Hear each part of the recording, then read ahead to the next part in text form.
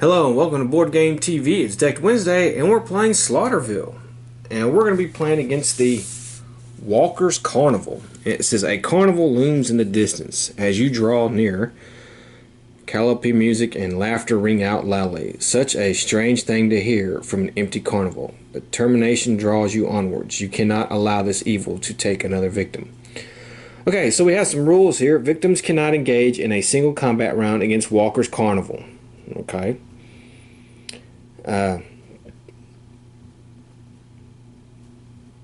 If a card forces a player to engage in a single combat round against Walker's Carnival, discard that card and draw another.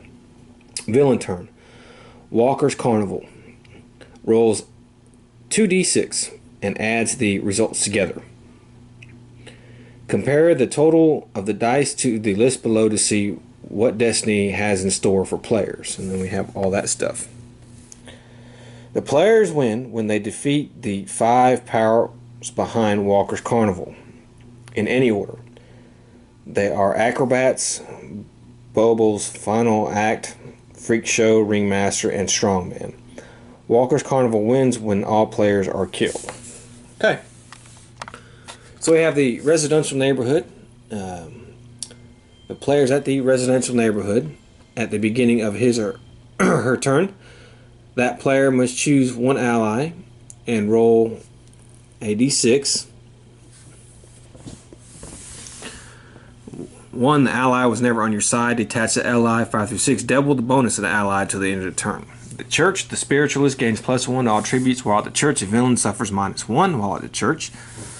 Cemetery, goth gains +1 to all attributes while at the cemetery. The villain is +1 combat while at the cemetery.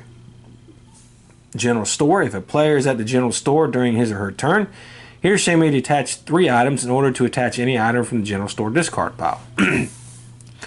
And the antique store, if a player is at the antique store during his or her turn, he or she may detach an item to shuffle the antique store discard pile back into the deck. And we have our heroes. Red is going to be Rosie, well armed. Any combat bonuses from your equipped weapons are multiplied by 2. Caleb, good at his work, +1 to all attribute checks and to all combat die results. And the Goth, ambivalence, you can ignore 1d3 damage because of the vast amount of not caring. Whatever. Alright, so we're going to go ahead and start, and it's the red player. It goes to 3. That's Rosie. See, a Ouija board. You find a spirit board lying on the ground. You decide to get rid of the thing. After all, Slaughterville does not need more bad press, and finding one of these in a cemetery may lead to just that. As you go to pick it up, the pointer begins to move. Can you determine what it is saying? Make a mind check. If you see it, attach Ouija board again. Okay, well, let's see. We have 2 mind, and we're successful. So we will attach the Ouija board. Okay. Caleb is next, and he goes to the antique store. Shotgun. Fearing for your life, you look around for a weapon. You normally don't steal, but this is an emergency. You look behind the counter and find a shotgun. Make a speed check to take the shotgun. Okay, well, he has a speed of 3. And he passes. Alright.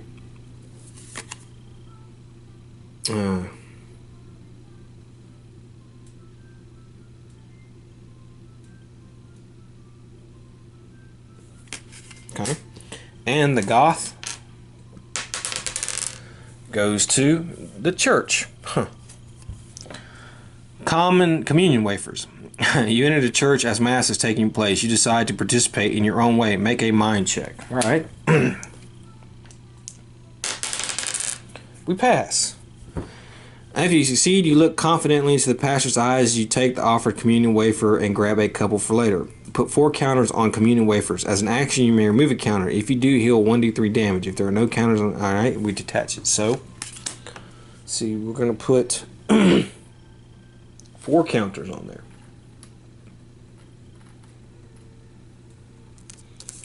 Okay.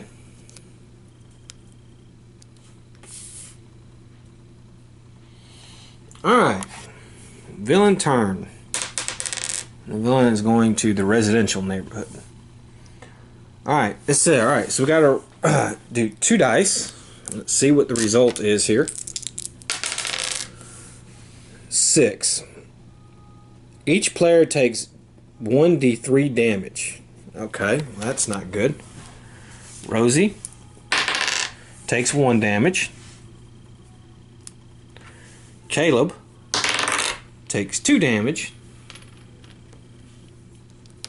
And the goth takes 2 damage. Remember, she gets, well, she's been a clue, but 2 damage. Okay. Alright, and we play a card here. Bobo's final act. You stand in a small tent next to the big top. Tinkling bell sounds and happy music plays. A laughing clown dances towards you. As he gets near you, he bows. With a flourish, he stands, throws his arm wide, and as the lights rise, you see yourself surrounded by barrels, each with a timer at 03. You run for the exit, but are caught in the blast. How badly were you hurt? The first player takes 1d6 damage, placing this card next to the villain's starting area. Okay. Alright, I guess that'll be it. Alright, so the first player has to, Rosie here has to take 1 damage. Well, she got lucky. Okay. Ugh. Alright, so the first player is not Caleb. Let's see where he's going to go. 2. He's going to the church. Alright, writing on the walls. You walk into the once ornate and beautifully decorated lobby of the church, only to find that it is now covered in strange symbols. Can you decipher their meaning? Make a observation check. We has 3. And he fails. So he did not find a clue. Okay, the goth. Alright, as an action, I think what she's going to do is she's going to use a wafer. And she's not going to move. So she's going to heal 1d3 damage. She heals 1 damage. And she's at the church still, so. Exorcism. You pay the local clergy a visit to help find dealing with trouble in Slaughterville. When you enter, there's a large gathering around the altar. You have walked into the middle of an exorcism. The priest asks for your help. You must fight the demon so that it can be removed from the victim. A demon is combat 4. Okay, well, we are combat 2. It's not very good. Okay, well, we're tied. So, gotta go again. Okay, this time, wow. Ooh, man.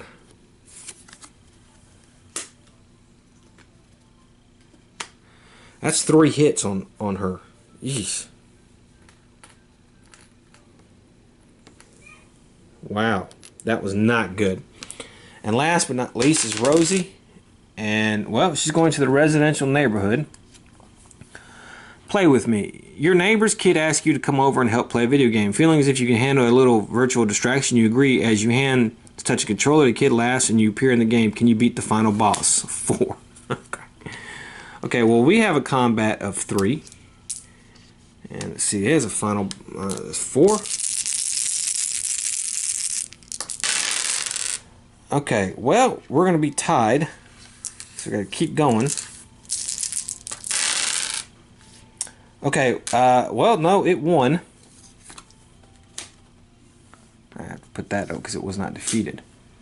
So we have to take 1 damage. And now it is the villain's turn. So, see where the villain's going to go. To 3. And let's see, we got to roll 2d6. And we rolled an 8. Each player must detach 1 item. Well, okay. So, I have to get rid of the shotgun. It's not good. We have to get rid of the Ouija board. And we have to get rid of the communion wafers. Okay, well now we play a card. Freakshow. You step into a dimly lit attraction. All around are strange creatures in glass jars that cannot be of this earth. They all turn as one and start to speak. Even though the glass and liquid, yellow liquid, you can hear them. The first player must make 2 mind checks. Okay, the first player is him. He only has 2, so He failed that. Okay. If the first player fails, he or she panics twice and shuffles Freakshow back into the villain deck. Okay. Well, we don't have any items to lose, so you can go to cemetery and then the general store, and the Freakshow will go back into the villain deck. That kind of sucks.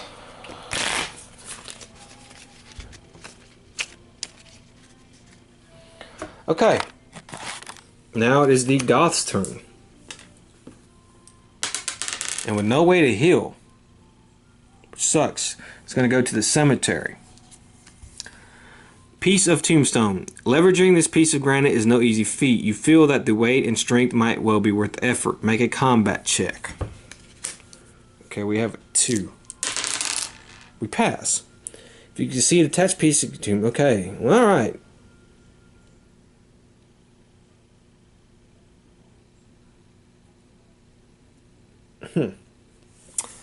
Alright, next up is Rosie.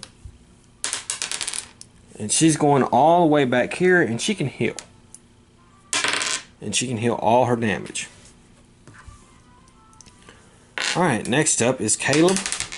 He's going to the general store. Housewares clerk. A man is fighting possessed shopkeepers with a shotgun and a chainsaw. You decide to help him out. 4 combat. Okay, this is not going well. We have 2 combat. Okay, we tied.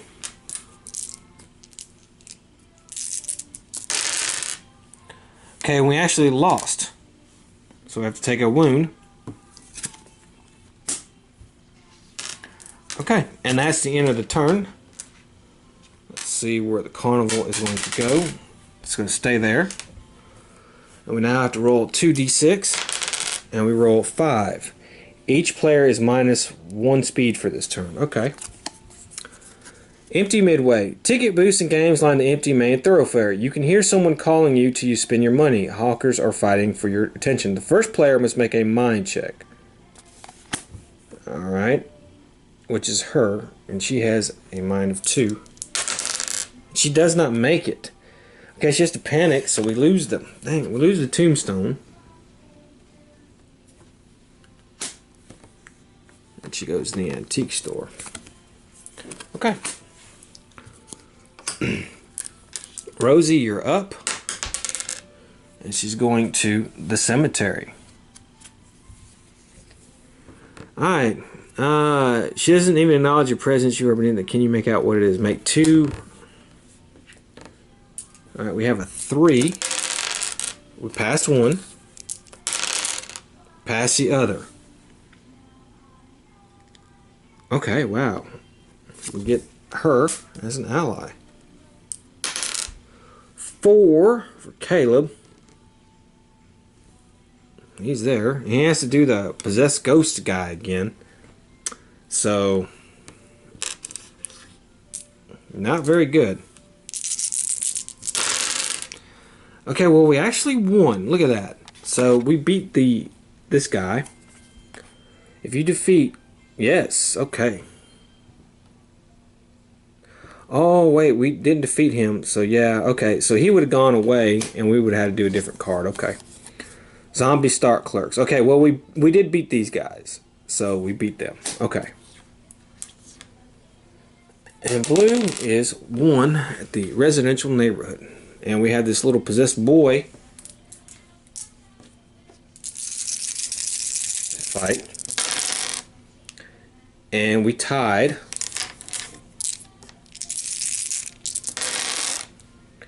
And this time we lost, so we're going to have to take another damage. Okay. That's the end of the turn. Let's see where... Hang on to 3, stay there. Roll 2d6. And we get 7. The first player must make a mind check or engage in a single comp round against the player to his left. Okay, we have a mind of 2. Actually 3 because we have the... And we passed, so no problem. And we have strongman. The first player must engage in combat against a strongman who has 6. Yee. We have a combat of 3.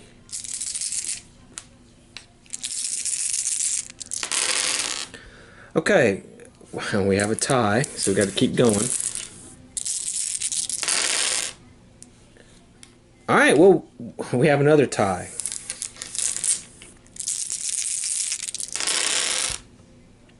Okay, this time we got beat. We lost by 2, so we have to take 2 damage. It says the first player must take. Okay, if the first player does not, he throws him or her. The first player must take 1d6 damage, move to a random location, and shuffle strongman. Ooh, okay. All right, 1d6 damage. 4. Okay, that's 2 and 4, 6. And that is enough to kill Rosie. So Rosie is gone. Eeh. Okay, Rosie, you died.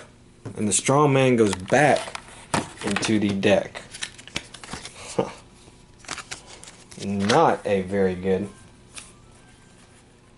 thing. Okay, well, so Rosie is out. Alright, Caleb, you're up. It goes 3.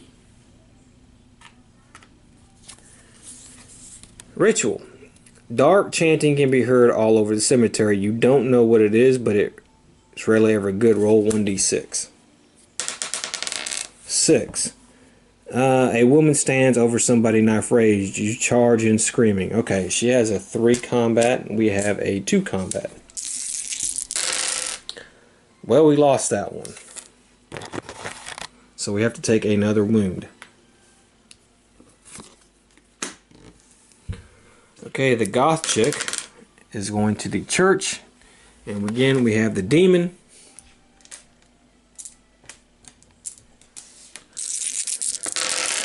Okay, woof, we took 4 hits and she is dead. Wow. This is going to be a quick game. Okay. And now it is his turn. I'm going to go here. And we're going to roll 2 dice. And we get 8. Each player must attach 1 item. We don't have any items. And I have a card, Arcade. Echoes of tinkling coins and the rattle of mechanical wonders run through your mind as you walk through the arcade. You feel drawn towards one game in particular that stands out, nearly gleaming compared to the condition of the other amusements. Just one game, you think, as you stare blankly at the broken machine. You must make a observation check. Okay, we have an observation of 3. We pass. Alright. If the first player makes it to see if she can resist the call of the ghost. If the first player fails, well, we didn't fail. Okay. So we're going to the residence and we have that possessed boy. Man, that little play with me ghost is still there. We have 2 combat. And we lost, and well, looks like wow, that was quick, man. We got our asses kicked. Oof. Boy, that didn't last very long. Man. Well, we can see. There's fire, send in the clowns. This was an interesting, different little game than most of the games on here. Okay. Okay, so we are done with Slaughterville. We've played all of the bosses and used all of the characters. And I'd like to give some final thoughts on it. This was a game I kickstarted. I thought the concept was really neat. And to be honest with you, there's really not another game like this game. It was a fairly inexpensive Kickstarter. It comes with, the villains come with the backing board and rules and their own deck. Each location comes with its own deck, and it has several locations and several villains. The game was successful on Kickstarter. And I gotta honestly say, for the very low price point that this was, you do get a lot of stuff, and it is a fun game. It's not a deck building game. It's not really a board game, yet it's not really a card game. It's kind of its own hybrid thing. And it has some really cool villains, and each villain plays just a little bit differently. It has a really good sense of humor. You can tell that it takes its influence from a lot of things. And I honestly like the art style of real life pictures. Very inexpensive, as you can see, but it gives the game its own distinct feel. The cards are of decent quality. The cardboard stocks are of decent quality. And to be honest with you, I would really like to see another Kickstarter or some expansions for this game. I think this game could use some. Although it's been a couple years since this game has been out, so it doesn't look like there will be, even though it was a successful Kickstarter. There are a few faults. It's bare minimum on the components. Some of the villains play a little uneven. It's a real simplified mechanic type game, but like I said, even being simple, it should have wonky stuff to it, but it sometimes does have wonky stuff to it. So sometimes you have to adjust. The rule book's not really written that very well, but you know, as far as I know, this was this first company's first real go at it. So it could have been a lot worse. As it is, it's somewhat decent. And now to the theme. I think the theme is really good. I think it has a B movie cheesy quality campiness, but yet serious tone to the game. With the way the atmosphere of this game and a lot of the villains and stuff. So I think that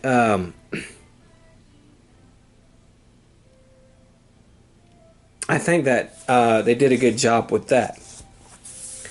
And you know, like this right here, whatever, you know, I would, you know, you have to spend a clue to use your ability.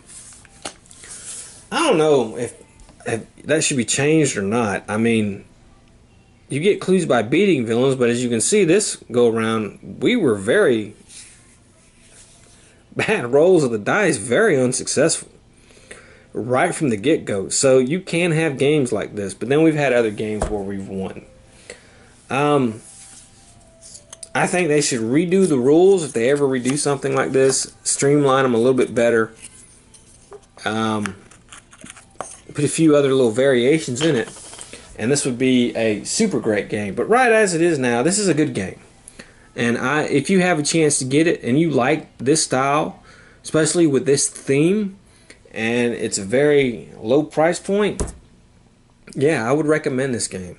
If this were to have, like I said, an expansion or have a redo on Kickstarter where they add some more stuff to it, I would definitely back it. So that was Slaughterville. So kudos to it. A very really unknown game.